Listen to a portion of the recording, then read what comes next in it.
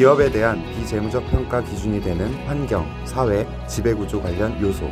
하지만 최근 이코노미스트가 MZ세대 1000명을 대상으로 ESG 인식 설문조사를 진행한 결과 ESG에 대해 잘 모르거나 자세히 알지 못한다는 응답이 무려 50%. 그래서 이코노미스트가 메타버스 포럼으로 준비한 ESG의 모든 것. 메타버스로 만나는 이코노미스트 ESG 포럼 2021.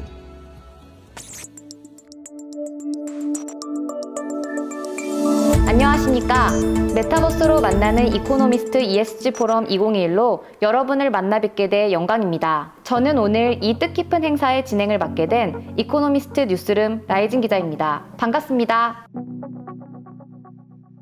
올 한 해 코로나19 확산으로 소중한 사람들과의 만남은 물론 대면 행사가 어려워졌습니다. 이코노미스트는 미디어 트렌드 리더로서 메타버스 플랫폼 이프렌드를 활용해 가상의 공간에서 이번 포럼을 준비했습니다. 최근 이코노미스트는 리서치 기관 오픈 서베이와 함께 MZ세대 1000명을 대상으로 ESG 인식 설문조사를 진행했습니다. 설문에 대해 간략히 살펴보면 아직 ESG에 대해 잘 모르거나 들어는 봤지만 자세히 알지 못한다고 응답한 패널이 무려 50% 이상이었습니다. 아직까지 ESG가 우리에게 친숙하지 않다는 결론인데요. 이에 이코노미스트는 본 포럼을 통해 최신 ESG 트렌드, 세계 각국 정부 기업의 대응 등을 여러분께 전달하고자 합니다. 오늘 포럼은 4차 산업혁명 시대의 ESG, 환경 대응, 재무 대응, 평판 리스크 관리 순으로 진행하겠습니다. 그럼 지금부터 메타버스로 만나는 이코노미스트 ESG 포럼 2021을 시작하겠습니다. 첫 번째 순서로 SK텔레콤 ESG 혁신 그룹장 유흥환 부사장님을 만나보겠습니다. 박수 부탁드립니다. 네, 안녕하세요. 저는 반도체 전문가 유흥환이고요. 반도체나 기술 기반으로 해서 ESG의 영향을 고민하고 있는 그런 사람입니다.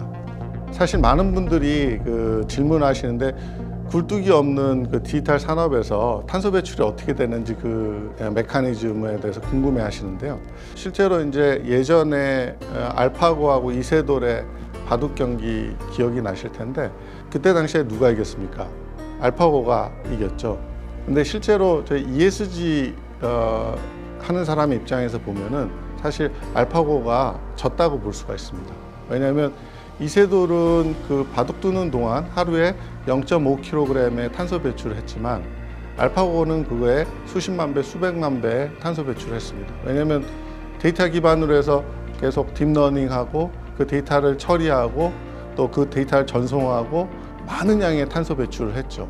ICT 흐름에 있어서 전체적으로 살펴보면은 2000년대 전후에서는 이제 PC 시대가 열렸습니다. 그때 당시에 윈텔 시대라고 그랬죠. 윈도우즈 인텔 시대. 그래서 그 시대는 사실 PC to PC 통신이 돼서 사람과 사람의 연결이 PC 기반으로 이제 통신이 됐습니다.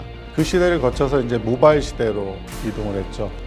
아시다시피 이제 애플이라든지 구글 이런 데가 이제 모바일 시대를 주도하게 됩니다. 그리고 이제 앞으로의 시대에는 사람과 사물, 사물과 사물 이게 초연결되는 시대로 갈 겁니다. 그러니까 이 사회 전체가, 국가 전체가 하나의 컴퓨터 시스템이 된다 이렇게 생각하시면 되고요. 사실은 저는 자동차 시대를 살짝 찍고 갈 거라고 생각합니다. 그래서 자동차가 이제 파괴적인 혁신이 필요한 그런 산업이다. 데이터 기반의 자율주행. 이게 가장 앞서가고 선도하는 기업이 테슬라이기 때문에 앞으로 테슬라는 마켓캡 1위를 갈 거다라고 생각합니다. 그런 시대를 거쳐서 굉장히 하일리 커넥티드 된 소사이어티, 즉 초연결된 그런 사회로 우리가 갈 거다 이렇게 봅니다. 플랫폼 시대가 이제 가속화되고 이제 오픈 소스가 이제 모든 사람한테 열리면서 많은 부가 이제 한쪽으로 쏠리는 그런 현상을 갖고 오게 됐습니다. 점점 더 양극화가 되고요. 탑10 기업들을 보면 마켓캡의 차이가 상당히 탑10 기업 안에 쏠려 있다 이렇게 보시면 되겠습니다. 위너 텍스 올, 즉 이제 승자 독식의 구조가 가속화될 겁니다. 그래서 모든 인더스트리에서 산업체에서 AI 기반의 디지털 대전환을 빨리 이루는 산업 회사 같은 경우는 살아남을 것이고 그거를 늦게 이루면은 없어지는 그런 시대로 접어들고 있다 이렇게 생각하시면 됩니다. 그래서 환경적인 요인에 있어서도 디지털 대전환이 되고 나면 거기에서 소모되는 파워가 어마어마하게 늘어날 거고요. 아까 제가 말씀드렸던 이제 CPU 기반의 컴퓨터 시스템을 보면 거기에서 데이터 흐름에 따라서 데이터 흐름이 많은 쪽에 인더스트리가 집중이 되고 그거에 따라서 파워 소모도 또 탄소 배출량도 결정될 거다 이렇게 볼 수 있습니다. 프로의 시대에 이 사람을 대체를 로봇이 한다, AI가 한다 하는 것은 막대한 양의 탄소 배출을 예상할 수가 있습니다. 특히 그 탄소 배출의 가장 큰 주범은 통신망입니다. 그래서 왜냐하면 이 주파수가 올라가고 데이터량이 많을수록 실제로 망에서의 파워 소모가 훨씬 더 커집니다. 그거는 뭐 이론적으로 증명이 되어 있고요. 그래서 이제 통신망에 대한 설계 또 데이터 흐름을 어떻게 하면 최적화하느냐, 이거를 데이터를 한쪽에서 너무 집중적으로 처리해서 그걸 분배하는 방식은 어차피 데이터에 의한 탄소 발자국이 많아질 수밖에 없습니다. 이게 어떻게 하면 그 데이터의 계층을 잘 설계를 해서 우리가 자주 쓰는 데이터, 저지연 데이터들은 가까운 데 두고, 아니면은 우리가 오랫동안 백업을 해야 되고 하는 것들은 멀리 두고, 또 이제 컴퓨테이셔널 리소스나 이 계산량이 많은 것들은 중앙 집중화된 그런 클라우드 팜 같은 것을 활용을 한다든지, 그거에 대한 정확한 그 계층에 대한 우리 스터디가 필요하고요. 여기에서 탄소 발자국을 최소화시키는 방향으로 지속적으로 노력을 해야 합니다. 우리의 메모리 반도체 기술은 훌륭한 엔지니어들의 어떤 그들의 경험과 실력에 기반을 한다고 볼 수가 있습니다. 설계한 부분과 제조를 하고 나서가 다릅니다. 제조 과정에서 아주 좋은 엔지니어들, 경험 많은 엔지니어들이 설계보다도 훨씬 더 좋은 반도체를 만들어내게 만들죠. 그래서 굉장히 사람에 대한 의존도가 크다. 그 얘기는 좋은 인재들이 외부로 유출될 시에는 쉽게 우리 기술이 다 빠져나갈 수 있다라고 볼 수가 있고요. 그게 이제 중국에서 굉장히 많은 헤드헌팅을 하는 걸로 알려져 있습니다. 사실 중국이 예전에 제가 보니까 AI 반도체를 1년 만에 거의 카피해서 똑같은 성능의 AI 반도체를 만드는 것을 주변에서 봤습니다. 그런 걸 봤을 때는 제가 볼 때 메모리 반도체는 사실 그거보다는 복잡도 측면에서 훨씬 낮기 때문에 사실 따라올 수 있는 여지가 상당히 강하다. 그래서 탄소 배출을 줄이기 위한 노력으로 해서 우리가 반도체를 어떻게 하면 그린 반도체를 만드느냐. 반도체 기술은 계속 진보가 되는데 그 진보된 반도체 기술을 우리가 속도 향상으로 많이 씁니다. 그래서 이거는 뭐 몇 기가헤르츠의 프로세스와 또 무슨 컴포넌트가 몇 기가 bps의 그런 스피드를 갖는 그런 메모리다. 뭐 이런 걸로 많은 부분 우리가 저희 디자인에 초점을 맞추고 있는데, 그거보다는 그거의 테크놀로지 진보를 전력 사용을 줄이는 방향으로 그린 반도체로 가는 게 저는 맞는 방향이라고 생각을 하고요. 사회적 가치를 좀 더 극대화시킬 수 있는 방향의 그 반도체의 전략이 필요하다 이렇게 생각하고 있습니다. 벤처는 굉장히 그 정부에서 집중적인 투자를 했습니다. 왜냐하면 실제로 벤처 스타트업이 창출하는 일자리가 상당히 많습니다. 중견기업까지 포함을 해서 한 90% 이상을 벤처 스타트업 중견기업이 일자리를 만들고 있습니다. 근데 앞으로 이제 로봇 시대에 가게 되면 실제로 이제 사람을 로봇이 대체를 할 텐데, 그 부분에 대해서는 어떻게 하면은 거기서 창출된 부가 또 가치가 잘 선순환돼서 모든 사람들이 누릴 수 있는지 그런 구조를 잘 만들게 되면 우리가 여가 경제가 많이 생길 겁니다. 여가 시간을 많이 활용을 하고 이런 쪽에 새로운 경제, 또 그게 선순환돼서 경제를 다시 붐업시키는 그런 쪽에 여가 산업을 앞으로 이제 확대해야 될 텐데, 그 부분에 대해서는 조금 더 고민이 필요하지 않나 이렇게 봅니다. 규제적인 측면에서는 뭐 규제 샌드박스니 등등 여러 가지 그 연대 보증 이런 것들은 잘 폐지가 됐고 온트랙하고 있는 것 같은데, 실제로 이게 신뢰 기반이어야 됩니다. 그러니까 트러스트 빌딩이 되지 않은, 신뢰가 형성되지 않은 데서는 네거티브 규제를 만들 수가 없습니다. 규제 측면에서는 완전히 정부가 민간을 신뢰하고, 그러니까 민간 기업을 신뢰하고, 또 기업도 마찬가지로 구성원을 신뢰할 수 있는 그런 신뢰하는 그런 사회가 돼야 됩니다.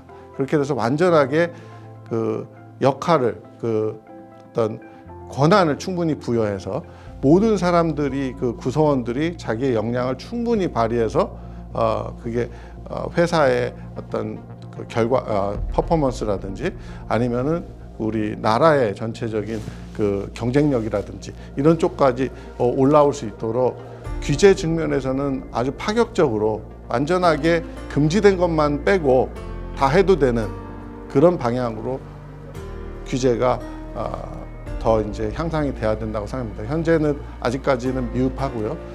그 신뢰를 바탕으로 우리가 각 개인들의 역량이 충분히 회사의 역량이 충분히 국가의 전체의 경쟁력으로 나올 수 있도록 우리가 서로 믿고 신뢰하고 그 사람 중심의 그런 사회를 만들어야 된다고 생각합니다. 실제로 우리가 2030년까지 탄소 배출을 40% 줄여야 되는데, 우리가 100에서 40% 줄여서 60을 만들어야 되는 거는 그 40에 대해서 굉장히 신재생 에너지 인프라를 구축해야 되는 굉장히 큰 경제적인 부담이 있습니다.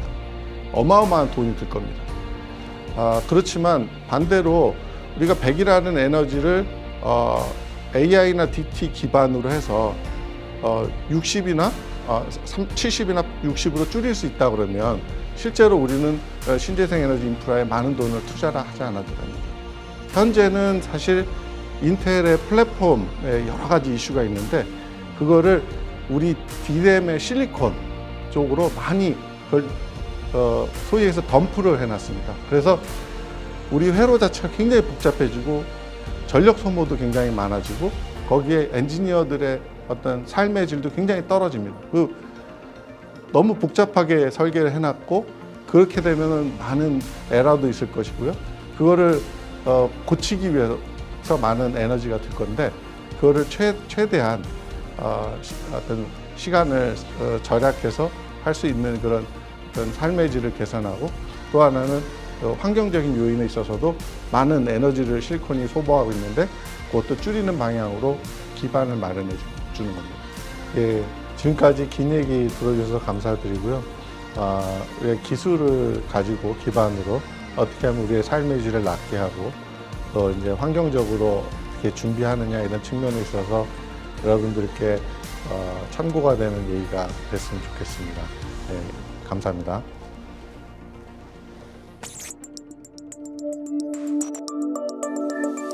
네, 말씀 감사합니다. 다양한 사례를 통해 4차 산업혁명 시대의 ESG를 이해할 수 있도록 도움 주신 유웅환 부사장님께 감사드립니다. 다시 한번 박수 부탁드립니다. 다음은 김앤장 법률사무소 이윤정 환경 전문 변호사께 ESG와 환경 대응에 대한 강연을 들어보겠습니다.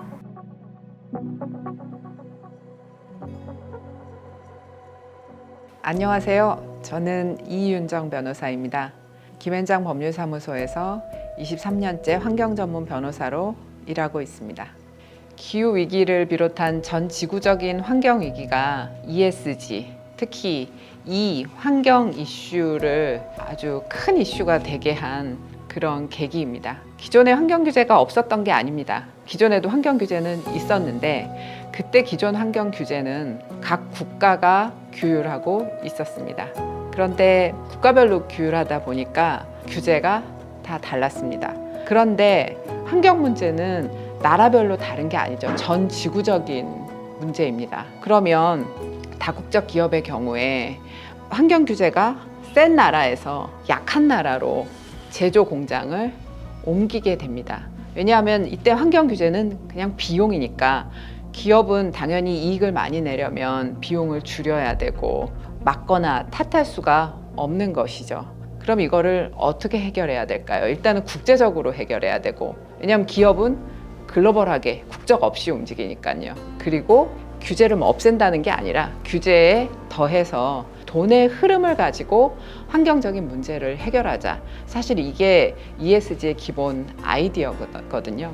이런 배경에서 2002년에 UN 환경계획 금융 이니셔티브 UNEP-FI에서 ESG가 기업의 주가에 영향을 미치는 상황을 고려해야 된다. 즉 투자자들이 책임 투자를 해야 된다라는 원칙이 논의되기 시작한 것입니다. 좀 더 구체적으로 말씀을 드리면 지금 전 세계적으로 매년 배출되는 이산화탄소의 양은 400억 정도에서 500억 톤 정도라고 합니다. 그런데 우리가 탄소 중립을 이루겠다라고 하면 매년 배출하는 탄소의 양을 조금씩 줄여서 나중에는 그 순 배출량을 2050년 경에는 거의 없도록 하겠다. 그런 말이죠. 이거 자체도 얼마나 어려운 것인지 사실 510억 톤, 400억 톤 이러면 정말 상상이 안 되지 않습니까? 기후위기에 대해서 이게 왜 심각한 것인가 라는 것은 국제사회가 이미 인정을 하고 있습니다. 2015년 12월에 파리에서 제21차 UN 기후변화협약 당사국 초계를 열었습니다. 여기서 채택된 협정을 우리가 파리 협정이라고 부르는데 전 세계는 지구 평균 온도 상승폭을 산업화 이전 대비 2도씨보다 훨씬 아래로 유지하고 1.5도씨 이내로 제한하기 위해서 함께 노력하기로 하였습니다. 더 나아가서 IPCC 기후변화에 관한 정부 간 협의체 보고서에 따르면 이미 지구 평균 온도는 산업화 이전보다 1도씨 상승했기 때문에 우리가 만약에 지구온도 상승률을 1.5도씨 이내로 제한하기 위해서는 전 지구적으로 2030년까지 이산화탄소 배출량을 2010년 대비 최소 45% 이상 감축해야 되고 2050년경에는 탄소 순 배출량이 0이 되는 바로 탄소 중립, 넷제로 상태를 달성하여야 한다고 합니다. 한국 정부는 2020년 10월 28일 문재인 대통령이 2050년까지 탄소 중립을 달성하겠다라고 선언을 했습니다. 그리고 2020년 12월에 유엔에 2050년 탄소 중립 목표를 제출을 했고요. 그리고 2050년까지 가기 이전 2030년까지 목표, 그걸 NDC라고 합니다. Nationally Determined Contribution, 국가의 목표입니다. 국가의 일종의 단기 목표인데 2020년 12월에 유엔에 제출한 것은 2017년 대비 24.4%였습니다. 전체 톤수로 따지면 1억 7천만 톤이 약간 넘는 양입니다. 여기에 대해서 산업계는 사실 아직 아무 준비도 되어 있지 않다. 굉장히 우려를 많이 하고 있고요. 또 반대로 환경단체 및 시민단체는 이걸로도 부족하다. 2050년에 탄소 제로를 달성하기 위해서 여전히 부족하다. 이렇게 얘기합니다. 하지만 어쨌건 중요한 거는 우리가 살아남기 위해서 뭔가를 해야 된다는 거죠. 그리고 그 길이 그렇게 쉽지 않다는 것입니다. 우리가 2030년까지 NDC를 이루기 위해서는 대략적으로 IMF를 3번 정도 거쳐야 되는 경제 충격을 감내해야 되고 2050년 탄소 중립을 이루기 위해서는 대략 IMF가 한 10번 정도 와야 된다고 합니다. 이건 뭐 공상소설도 아니고 실제로 우리가 이런 일을 할 수 있을지. 탄소 중립 관련해서 소송들이 외국에서는 상당히 많았습니다. 가장 대표적인 탄소 중립 관련, 기후위기 관련 소송은 네덜란드의 시민단체인 우르헨다, 어전트 아젠다라고 합니다. 이 시민단체 이름이 이제 기후위기가 정말 급한 아젠다이기 때문에 어전트 아젠다라고 하고요. 네덜란드 시민단체가 2013년에 네덜란드 정부가 온실가스 감축에 소극적이다라고 주장을 하면서 온실가스 감축 목표를 더 높여라라고 소송을 제기했습니다.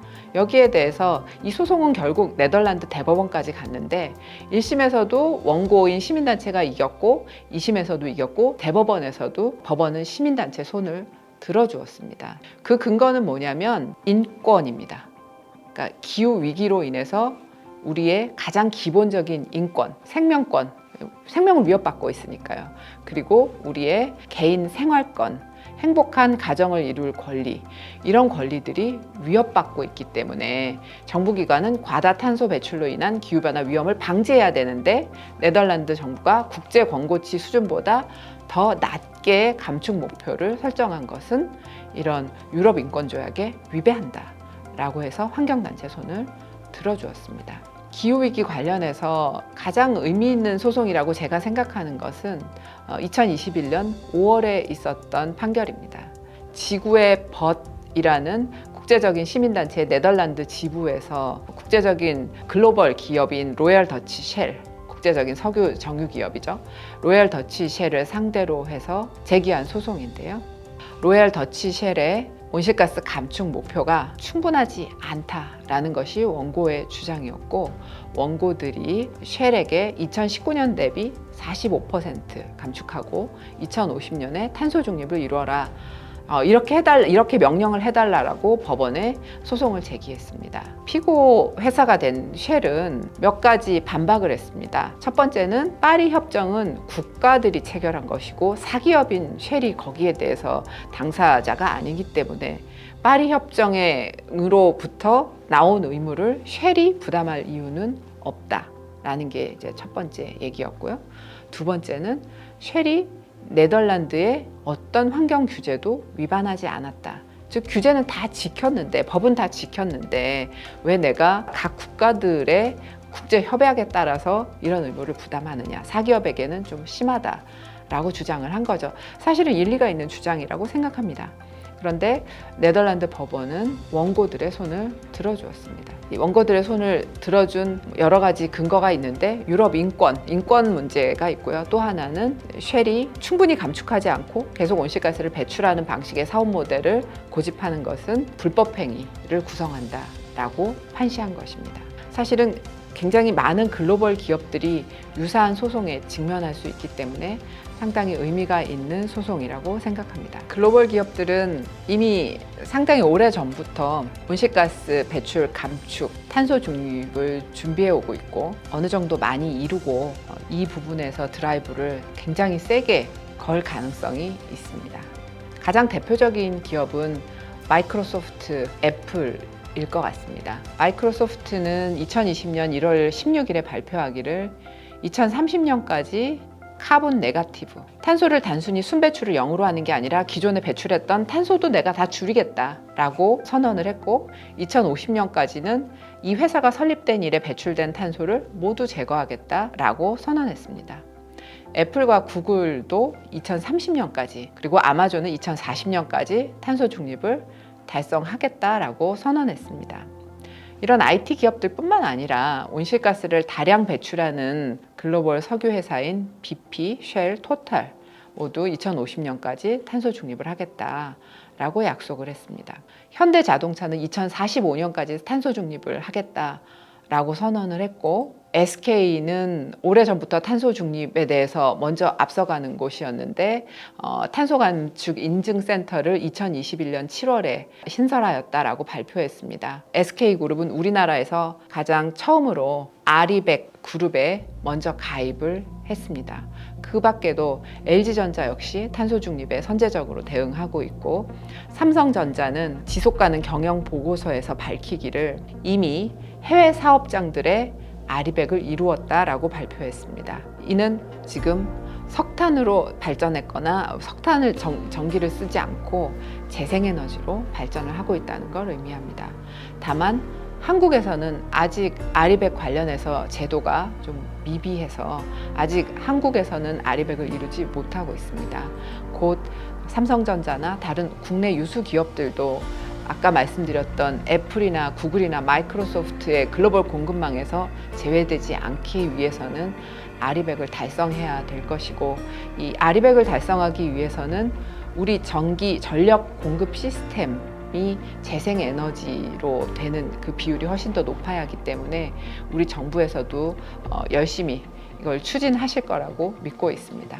ESG는 강화된 환경 아니면 그 밖에 강화된 규제인가, 아니면은 기업 운영의 패러다임이 바뀐 것인가 하는 질문을 저한테 하는 분들이 많습니다. 당연히 후자입니다. 규제가 강화됐다, 라고 한다면 투자자들이 나설 이유가 하나도 없습니다. ESG는 그리고 특히 기후위기에 대한 대응은 전 인류의 생활 방식 자체를 바꿀 것입니다.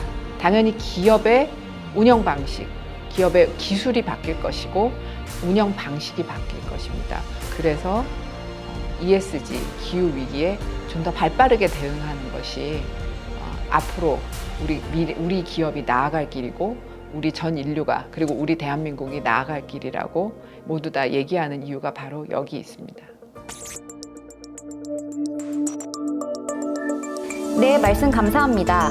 ESG 환경 문제의 대두, 탄소 중립의 중요성과 기후 위기 대응에 대한 말씀 감사합니다.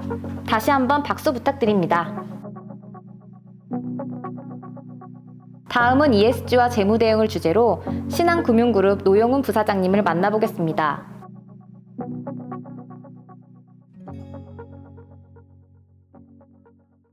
예, 안녕하십니까. 저는 신한금융지주에서 CFO를 맡고 있는 노영훈 부사장입니다. 제 업무는 재무 부분을 총괄하고 있다고 보시면 되고요. 그 재무 부분이라 하면 자본관리, 회사의 실적관리, 그 다음에 투자가를 대상으로 저희 회사를 홍보하는 IR을 총괄하고 있습니다. 예, 최근 ESG 관련 시장 투자 현황을 좀 말씀드리도록 하겠습니다. 최근 ESG 관련 투자가 크게 증가하고 있는 추세입니다. 구체적인 숫자를 보면은 지속가능 투자 펀드 수는 2020년 말 392개로 2018년 대비 약 2배 가까이 늘었습니다. 미국에 상장된 ESG ETF 순자산 규모도 같은 기간 동안에 약 3배 증가한 상황이며 글로벌 채권 투자 부분에서 눈에 띄게 증가세를 보였습니다. 글로벌 ESG 채권은 2018년 이후 빠른 증가세를 보이고 있는데요. 2021년 예상 발행 규모는 7,925억 달러로 2018년 대비 4배 넘게 증가하였습니다. 국내에서도 ESG 투자 시장은 크게 성장하고 있습니다. 2021년 3월 기준 국내 액티브 주식형 펀드 중에서 ESG 테마 관련 설정액은 전년보다 약 4,300억 증가하면서 가장 많이 늘었습니다. ESG 관련 원화 회사채 발행 규모도 큰 폭으로 증가하였습니다. 연간 1조 안팎이었던 ESG 채권 규모는 20조 원대로 급성장하였습니다. 국내 외화채 시장에서도 정책기관과 시중은행 중심으로 ESG 관련 채권 발행 규모가 지속적으로 성장 중입니다. 2021년 국내 ESG 외화채권 발행 물량은 180억 달러로 2018년보다 약 6배 증가하면서 총 외화채 발행 규모 중 차지하는 비중이 45%를 웃도는 수준입니다. 그러면 이렇게 ESG에 투자 자금이 많이 몰리고 있는 가운데서 어떤 변화가 있는지 좀 말씀드리도록 하겠습니다. 시장이 ESG 우호적으로 변화했고 이에 대해 기업을 둘러싼 규제 환경과 이외 관계자들, 즉 투자가들 또한 변화하고 있습니다. 2010년 스튜어십 코드가 영국에서 도입된 것을 시작으로 2014년에는 일본에서, 2016년에 한국의 스튜어십 코드가 도입되면서 막대한 자금을 운용하는 기관 투자가와 연기금이 ESG 정보에 기초한 투자가 인게이지먼트를 강화하고 있고 책임 투자 원칙에 기반한 투자 결정을 시작하였습니다. 기업에 대한 영향력을 확대하기 위한 다양한 얼라이언스를 구축하고 있습니다. 기업이 비재무적 요소에 대한 일관된 데이터를 확보를 위해 다양한 정보 공개 기준을 마련하고 전 세계적으로 통용되는 기준을 만들기 위한 노력도 계속되고 있습니다. 이와 같은 변화의 흐름 속에 투자가들은 더 이상 PBR, PER, ROE 등 전통적인 투자 지표만을 고려해 투자 결정을 하기보다는 기업의 ESG 수준에 대한 평가를 통해 기업의 지속 가능성을 판단하고 이를 기반으로 투자 결정을 내리고 있습니다. 기업 또한 외형과 성장 중심의 경제적 가치만을 추구하기보다는 ESG 경영을 통해 경제, 사회, 환경적 가치를 동시에 추구하고 있습니다. 신한도 마찬가지입니다. 저희 회장께서도 연초 신년사를 통해 ESG는 불확실한 경영 환경에 대비한 기업의 백신과 같다고 강조한 바 있습니다. 이와 같이 ESG는 더 이상 거스를 수 없는 거대한 흐름이고 기업에 대한 투자가는 다양히 변하고 있습니다. 저희와 같은 경우도 과거 투자가 면담이 실적 업데이트, 사업 전략, 실적 전망 등을 주로 다루었다면 최근에는 ESG에 대한 투자가 질문이 많아지고 있고 아예 ESG 주제만을 메인으로 하는 면담 요청도 늘고 있습니다. 주주 서한과 의결권 행사를 통해 투자자 요구를 강화하는 사례도 늘어나는 추세입니다. 일례로 글로벌 최대 자산운용사인 블랙락 CEO는 주주 서한을 통해 기후 위기와 지속 가능성이 투자가의 결정에 가장 중요한 어젠다임을 선언하며 기업에게 기후 정보 공개 등을 공식적으로 요구한 바 있습니다. 뿐만 아니고 세계 3위 자산운용사인 스테이트 스트리트 글로벌 어드바이저스는 ES 기준에 뒤처진 이사회들을 대상으로 적절한 주주 권한을 행사하겠다고 경고한 바 있습니다. 해외 연기금의 경우 보다 높은 ESG 기준을 가지고 자체 ESG 투자 정책을 수립하고 적극적으로 기업과 인게이지먼트하는 모습을 보이고 있습니다. 이와 같이 전 세계 투자가들과 연기금이 막강한 자본을 바탕으로 기업 경영의 지속 가능성과 투명성을 요구하고 있는 시점입니다. ESG가 중요해진 만큼 발행자와 투자가 입장에서 어떤 이점이 있는지 한번 살펴보도록 하겠습니다. 먼저 투자가에게는 ESG 기업 중심의 포트폴리오 조정을 통해 리스크 관리를 할 수 있습니다. 즉 ESG 관점에서 문제적인 기업을 사전적으로 배제하면서 포트폴리오를 관리할 수 있습니다. 또한 ESG 관련 업종이 최근 정책적 대규모 투자가 기대되기 때문에 관련 업종에 대한 투자로 수익률 증대도 기대할 수 있습니다. 마지막으로 사회적 가치에 부응하는 기업에 대한 투자로 투자가 측면에서 ESG 관련 사회적 책임을 이행할 수 있습니다. 반면 발행사의 입장에서는 최근 증가된 ESG 투자 저변 확대에 따라 저금리 채권 발행을 통해 금융 비용을 절감할 수 있으며 ESG 관련 사업에 특화된 자금 조달을 통해 발행사로서의 공공성 확보 그리고 지속가능 채권 발행을 유지하면서 사회적 책임 이행에 앞장서는 기업 이미지 전환 효과도 고려해 볼 수 있겠습니다. 글로벌 기업의 ESG 대응 성공 사례를 말씀드리도록 하겠습니다. 먼저 투자자 요청에 따라서 ESG 경영을 강화하게 된 크로락스 사례가 있습니다. 원래 플라스틱 생산 제품인 포장재를 주로 생산했던 동업체는 투자가들의 ESG 경영 강화 요구에 따라 제품 포장재의 63% 이상을 재활용, 재생 가능한 재료로 생산하고 있습니다. 또한 ESG 경영을 테마로 투자 자금을 유치한 사례도 있습니다. 유기농 결함, 유제품을 판매하는 바이탈 팜스의 경우 무분별한 확정 정책 대신 회사의 유사한 농장 철학을 고수하는 동물 복지 농장과 협업 형태로 사업 모델을 확장하는 ESG 경영 철학을 유지하였습니다.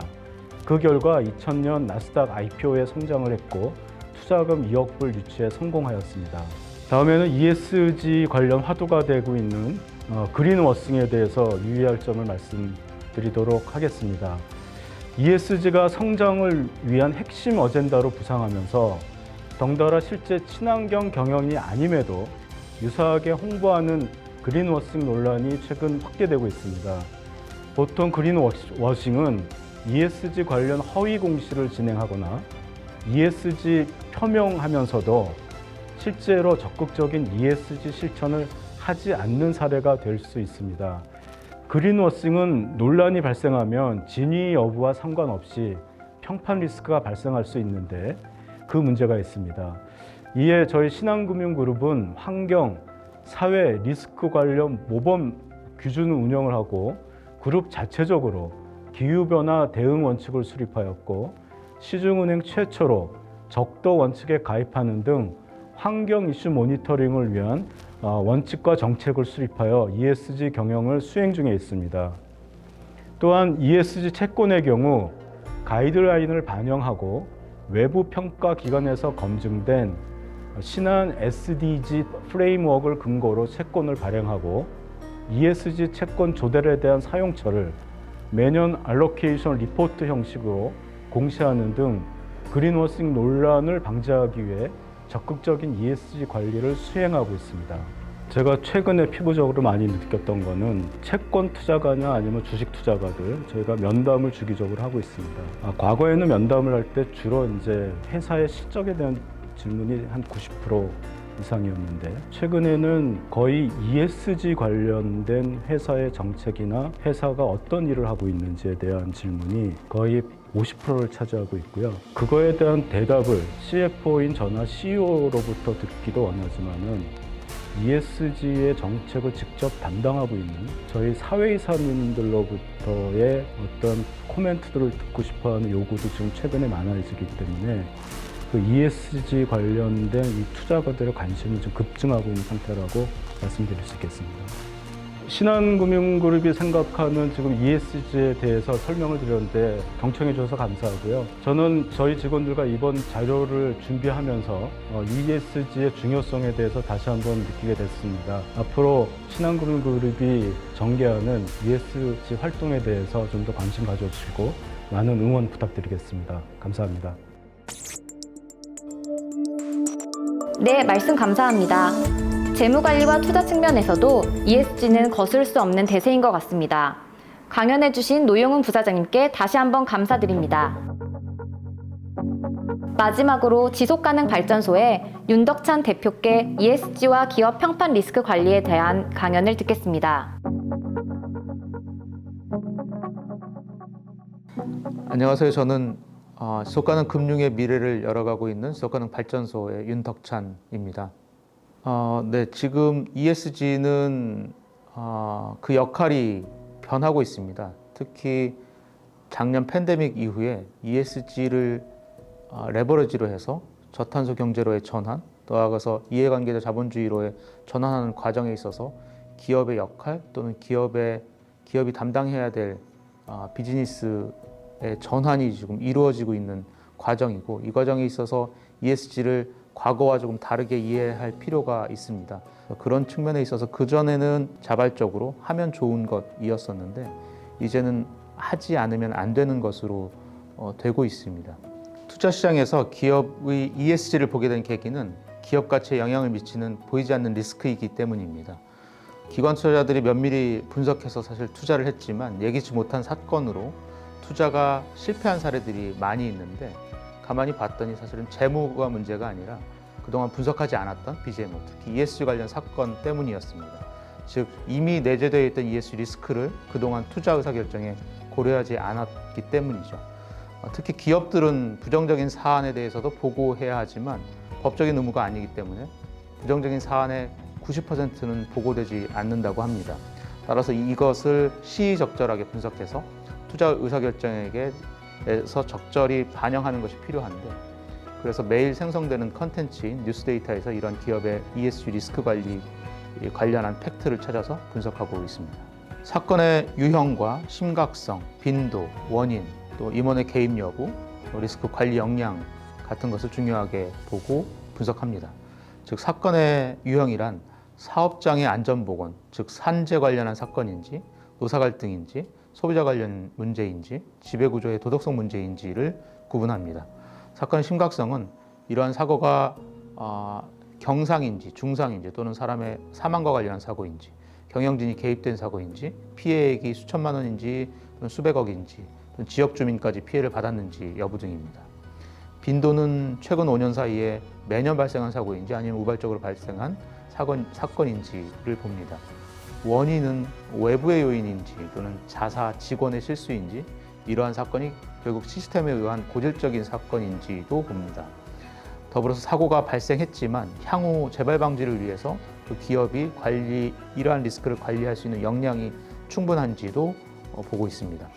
그런데 그 중에서 가장 중요한 것은 아무래도 사건의 심각성입니다. 비재무 정보 중에 ESG만을 다루고 있습니다. 재무 분석은 이미 잘하는 기관들이 너무나 많이 있습니다.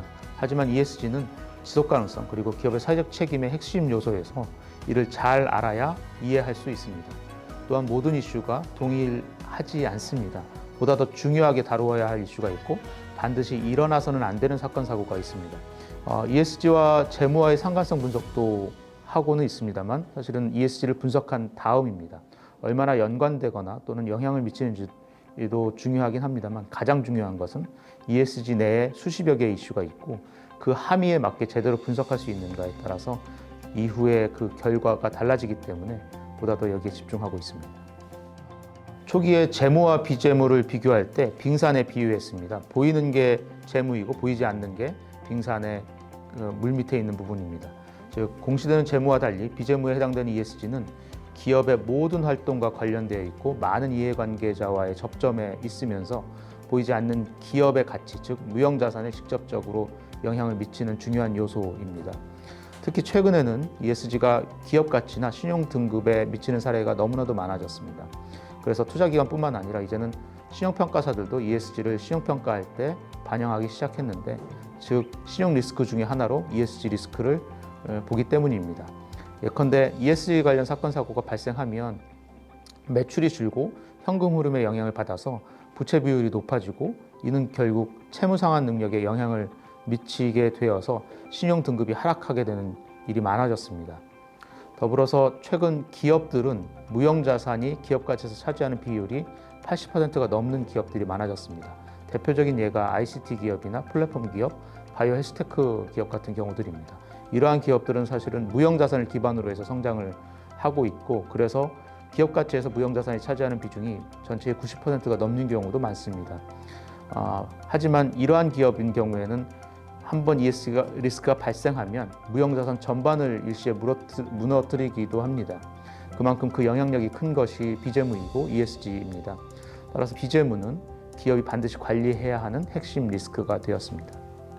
뉴스 분석에서 어떤 기업이 착한 기업인지 좋은 기업인지를 보기는 어렵습니다.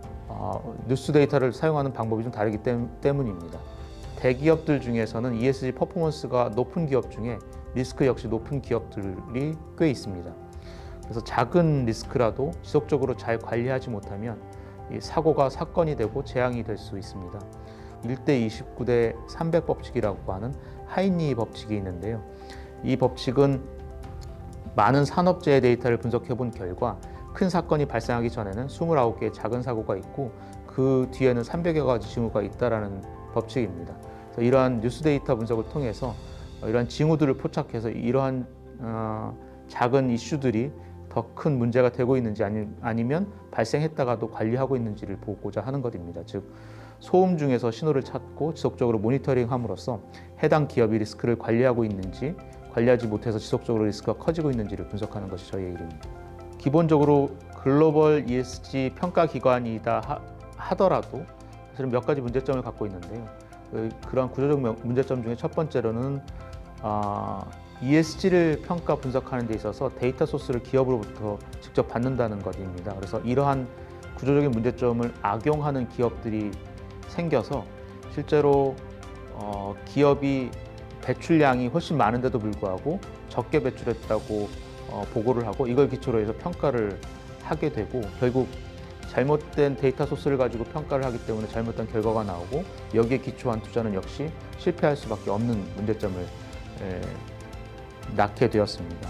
두 번째로는 리스크 식별이 굉장히 늦습니다. ESG 리스크인데 투자자들도 ESG를 통해서 비재무 리스크를 보고자 한 것인데 그동안 퍼포먼스라고 하는 성과에 대해서만 주로 관심을 가졌습니다. 기업들도 이런 부분들을 강조하게 되었고, 그래서 이러한 ESG 리스크를 1년에 한 번 또는 1년에 2번 정도밖에 평가하지 않는 문제점이 있어서 리스크를 시의적절하게 아주 빠르게 반영하지 못하는 문제점이 있었고, 그래서 이러한 문제점을 해결하기 위해서 저희가 뉴스 데이터를 활용해서 분석하려고 한 것이었습니다. 네, 전 세계 ESG 분석 시장은 약 1조 4천억 원 규모로 추정하고 있습니다. 시장은 크게 네 가지로 나누어 볼 수 있는데 ESG 컨설팅 시장, ESG 레이팅, 그리고 ESG 인덱스, 그리고 마지막에 ESG 프록시라고 하는 의결권 자문 의원 분석 시장으로 나눌 수 있습니다. 가장 큰 건 역시 ESG 레이팅 시장인데요. 최근 조사에 따르면 향후 10년 내 2030년까지는 약 9조 원 정도로 크게 성장할 것으로 예상되고 있는 이머징 마켓이기도 합니다. 특히 ESG 투자 시장은 전 세계의 약 80% 이상을 유럽과 미국이 차지하고 있는데요. 이러한 유럽 투자자 또는 미국 투자자들도 사실은 아시아의 매력적인 기업들에게 투자하고 싶어 합니다. 하지만 그러한 기업들의 ESG 정보가 제대로 공시되어 있지 않아서 이것을 분석할 필요가 있고 2022년은 저탄소 경제로의 전환이 본격적으로 시작되는 해라고 생각합니다. 따라서 이를 지원하는 지속가능 금융이 매우 중요한 시점입니다. 특히 은행과 대기업은 중소기업에게 대출과 공급 계약이라고 하는 것을 체결함으로써 ESG를 적절히 적용하여 저탄소 경제로의 전환을 지원해야 합니다. 이 과정에서 ESG를 가장 잘 이해하는 지속가능 발전소가 그 역할을 하고자 합니다. 네, 말씀 감사합니다. 뉴스 속 ESG 리스크 분석과 관리에 대해 설명해 주셔서 감사합니다. 다시 한번 박수 부탁드립니다. 직관적이고 자세하게 ESG에 대해서 발표를 해주신 네 분의 강연자 덕분에 우리 모두가 ESG에 대해서 좀 더 이해할 수 있는 시간이었습니다. 다시 한번 네 분의 발표자분들께 박수 부탁드립니다. 이상으로 메타버스로 만나는 이코노미스트 ESG 포럼 2022를 마치도록 하겠습니다. 앞으로도 이코노미스트는 ESG의 최신 동향과 대응 방안에 대한 포럼을 매년 개최하여 양질의 정보를 지속적으로 공유하도록 하겠습니다. 아울러 저희는 내년에 다시 더 넓고 깊은 유익한 내용으로 찾아뵙겠습니다. 지금까지 사회의 이코노미스트 뉴스룸 라이징 기자였습니다. 감사합니다.